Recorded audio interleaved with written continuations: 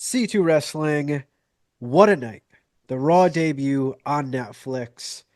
There's a lot of big moments. We were live for it. If you guys, want to see any of our live reactions, go back. It's still up. Our live reactions are up. We'll be live for Saturday night's main event in a few weeks, live for the Royal Rumble. But that's in a few weeks. We got to talk about tonight. We got to talk about tonight. And there was a few big things that went down tonight. One of them opened the show in a way, and that was The Rock. Not only did he come out and cut a Dwayne Johnson-esque I'm running the company type promo, he came out after the matchup between Solo Sikoa and Roman Reigns. And what did he do? He took the Ulafala and he placed it over the shoulders, around the neck of Roman Reigns, the OTC. They shook hands. They hugged it out, maybe even.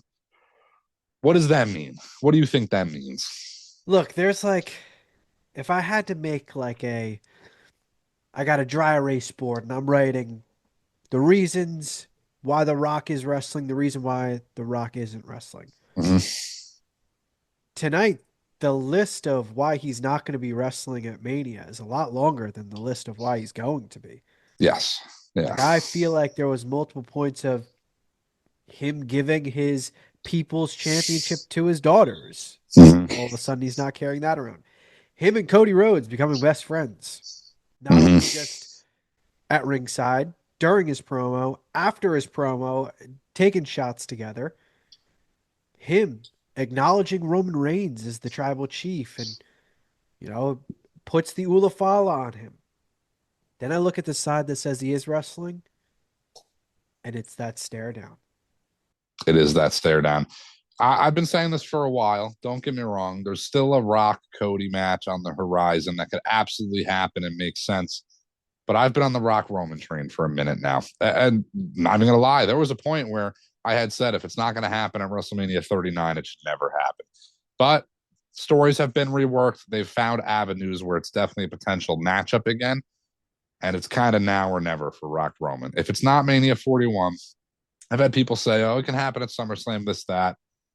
Yeah, but so can Cody Rock. So can all these other matches. Rock Roman is the marquee Mania match. That is the what was going to be Mania 40 main event.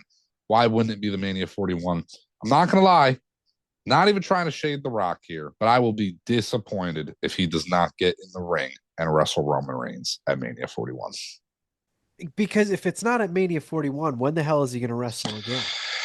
I don't know. And that's kind of what I was thinking a little bit is that, again, there is a matchup there Cody and The Rock. Rock might never wrestle again.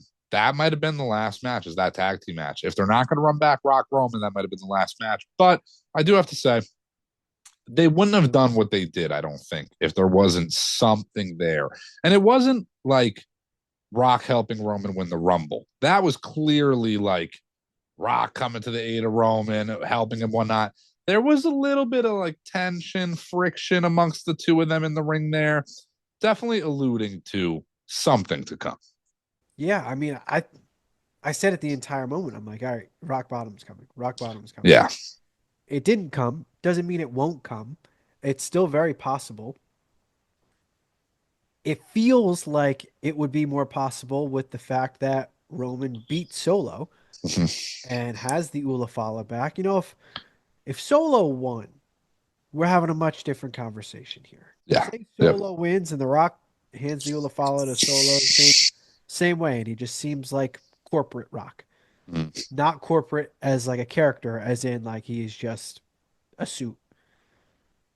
We're having a different conversation, and I'm not sitting here like, yeah, Rock Roman, whatever. Like it would not feel that way at all. I'd probably be like, they're gonna run back Roman Solo again at Mania or something like that. The way it went down, that's it for Roman Solo. I'd be shocked if there's anything else that goes on in that avenue. That's definitely it for Roman Solo.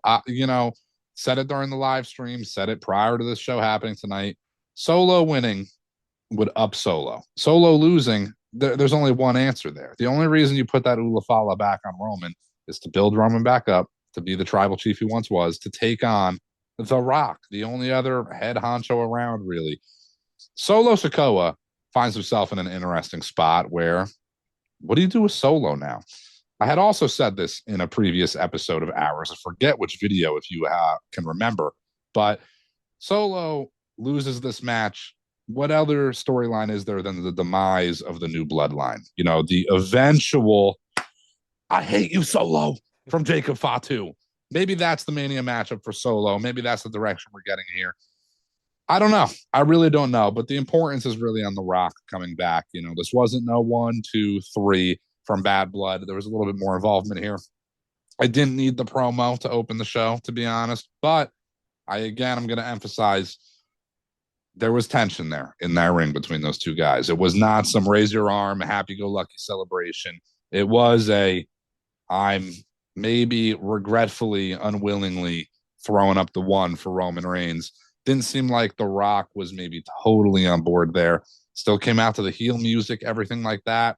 Very much face tendencies from The Rock tonight, but I think deep down he's still a heel.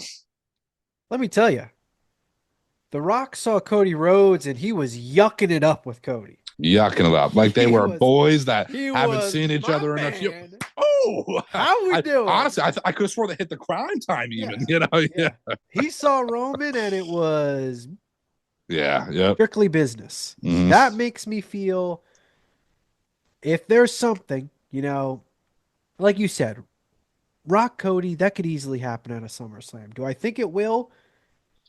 I lean towards no, just Mm-hmm. because there's still plenty of avenues for Cody and Yeah, matches for him that makes sense. But it feels at this point, it's pretty much Rock Roman or just nothing at all. yeah, and that's the thing though too. Like if you're not going to do Rock Roman, even if Rock has another matchup or doesn't, what do you do with Roman then? Roman's now again holding the Ulafala, head of the bloodline. The only other option for Roman would be a title match, and I just don't picture them running back the Cody Roman 3 yet. Eventually, and he's not going after Gunther. So Maybe. I could see Roman Punk. Mm-hmm. I could see, look, I know people aren't going to rave like this is the craziest thing. I could see Roman Drew I could with see that. with Yep. Drew's story of Coming after. coming after, one by Uh-huh. one. And like Drew is a big name. They have faced at Mania before, but this is may as well be a different planet we're on compared to the first time they faced. Oh, absolutely. Yeah. And it's a story that makes sense. Like we're not talking about what's the biggest matches for Roman. We're talking about what makes sense for Roman. And if it's not Mm-hmm. going for the title and he's not facing Punk, Drew feels like the only other option. To me, the harder question is with Solo. Yeah, 100%. Solo is definitely the harder one to answer. I weirdly don't like, as much as I want to see the Fatu turn at some point and all that. I don't know if the demise is something I want to see quite yet out of this new bloodline. That's something that you can maybe stretch for a little bit longer. You mentioned Roman versus Punk, which of course is on the table. It's definitely a matchup that's going to happen if it doesn't happen at WrestleMania 41. But that is a matchup to me. I said it during the live stream. That's a matchup for a championship. It really is to me. Could they do it without it? Yes, sure. But how do you just make that marquee match a little bit more marquee? You put a title on one of them and you put it on the line. I very much foresee them facing for a title at some point.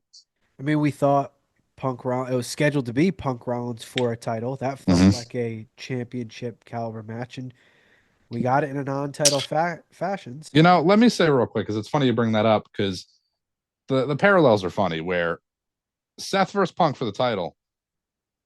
Punk maybe wins the title at Mania. Maybe Seth retains. Seth might have honestly won that Mania match because it was more fitting for Rollins to win it at the time.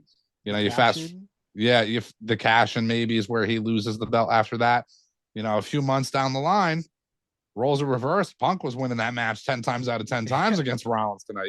Like it's just funny how the storylines evolve and they change. Anything can happen in pro wrestling.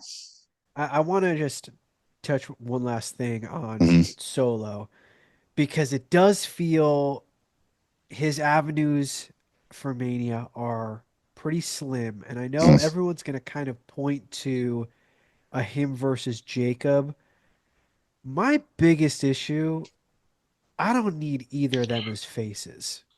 Yeah, that's the thing with like a Fatu is I don't need him as a face solo. I don't need as a face either. So it is kind of tough to do that. I think Fatu definitely though can play up the like similar Braun Breaker type tweener role.